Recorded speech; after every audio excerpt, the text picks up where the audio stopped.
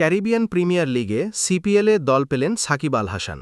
2 বছর পর আবার সিপিএলে দল পেলেন বিশ্বসেরা এই অলরাউন্ডার।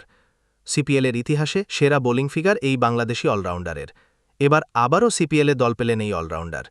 পিএসএলের পর এবার ক্যারিবিয়ান সুপার লিগে দল পেলেন সাকিব। সরাসরি তাকে দলে নিয়েছে ফ্যালকনস। সবশেষে 2022 সালে এই লিগে খেলেছিলেন সাকিব।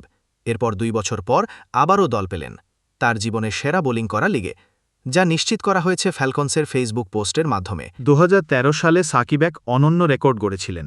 সেই সালে সাকিব সিপিএলে মাত্র 4 ওভার বোলিং করে মাত্র 6 রান আর 6 উইকেট নিয়েছিলেন, যা টি-20 ক্রিকেটের সেরা দ্বিতীয় বোলিং ফিগারে রেকর্ড গড়ে, যা এখনও এই লিগটির সেরা বোলিং ফিগার।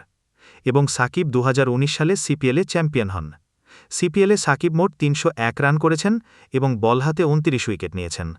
এখন নিজের খারাপ সময়ে সাকিব ভালো কিছু করবেন, এটাই সবার প্রত্যাশা।